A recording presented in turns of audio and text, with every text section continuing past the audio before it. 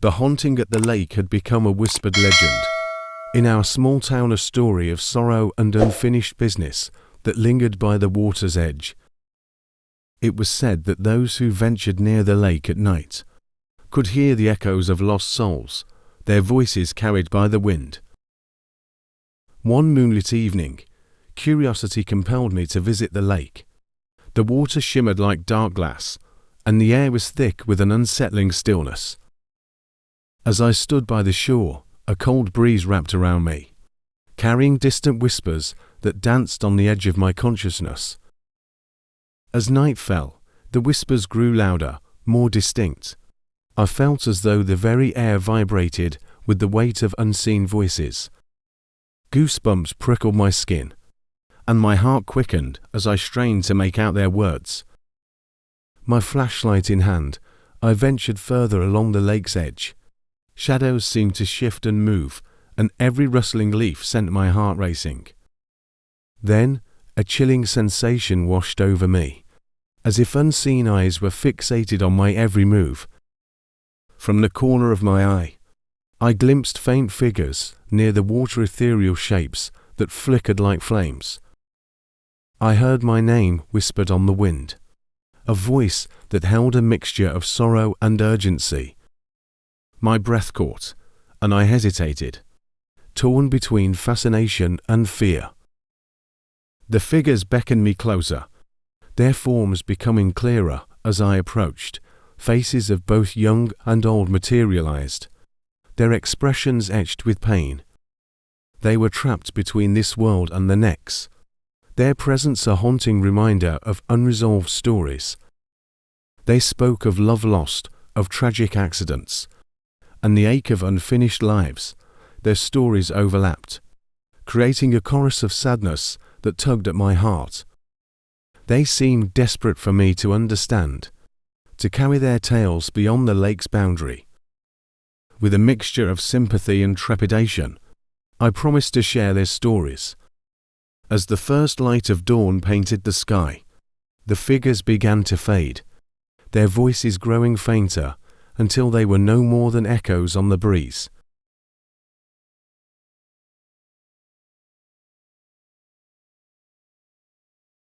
The haunting at the lake had always been a shadowy tale, a chilling reminder of the lake's somber history.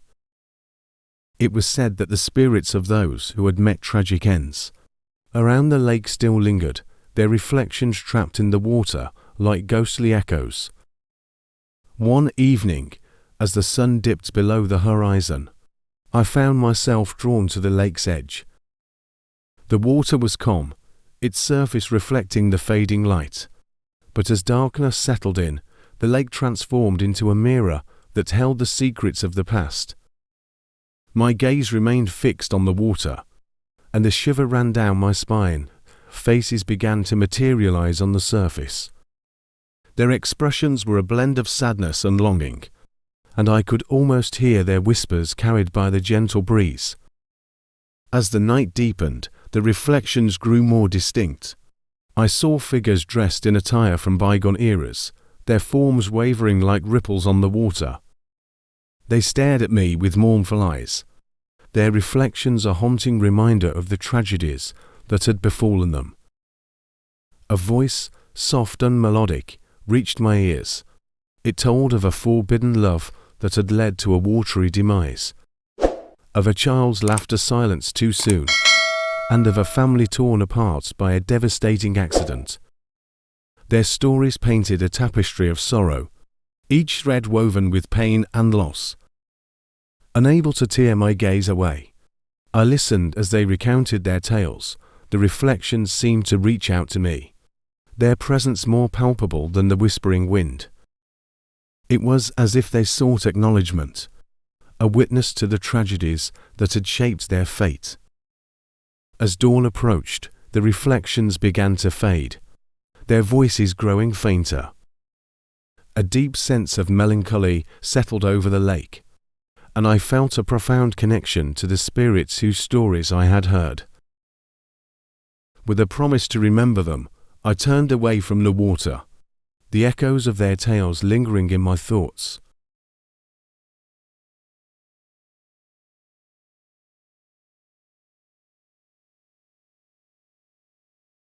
The haunting at the lake was a tale that had been etched into our town's history, a chilling story of inexplicable phenomena that occurred by the water's edge. On a mist-laden evening, the lake seemed to beckon to me, its dark depths concealing a mystery I couldn't resist. As night descended, I ventured to the lake. Guided only by the pale moonlight, the air was heavy with an eerie stillness, broken only by the distant call of an owl.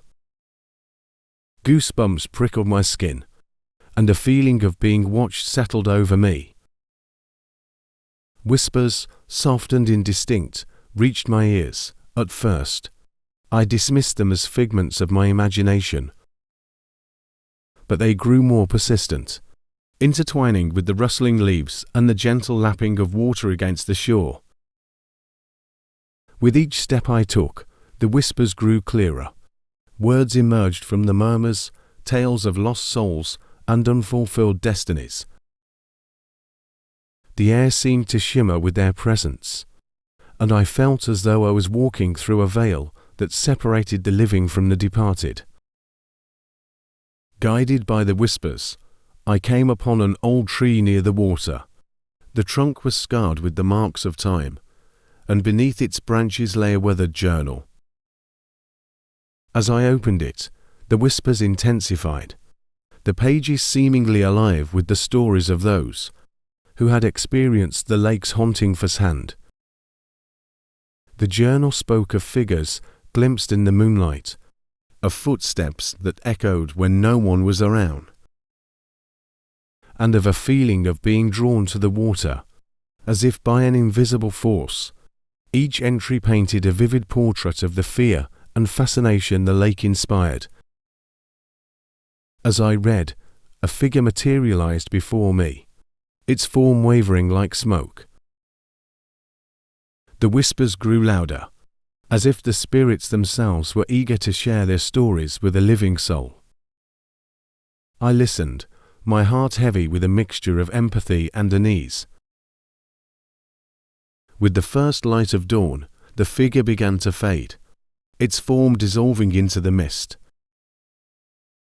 The whispers, too, grew fainter until they were nothing more than echoes in the wind. I closed the journal, feeling a profound sense of connection to the spirits who had reached out to me. As I left the lake, I couldn't shake the feeling that the haunting at the lake was more than just a story. It was a testament to the enduring power of the past, and the inexplicable forces that bind us across the realms of the living and the departed.